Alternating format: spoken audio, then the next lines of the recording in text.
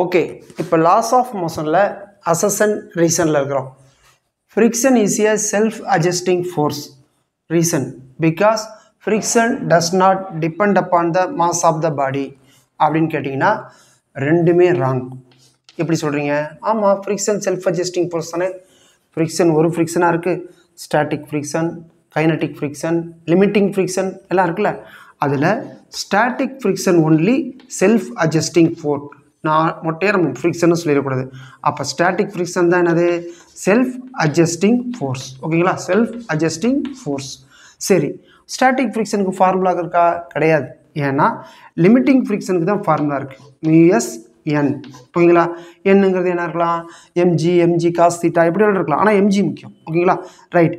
அப்போ கைனட்டிக் ஃப்ரிக்ஷனுக்கு ஃபார்முலா என்ன? கைனட்டிக் ஃப்ரிக்ஷனுக்கு FK mu k n, coefficient of kinetic friction into n. ஓகேங்களா? அப்போ ஸ்டாட்டிக் ஃப்ரிக்ஷனுக்கு ஃபார்முலாவே கிடையாது. சரி, because friction does not depend upon the mass of the body.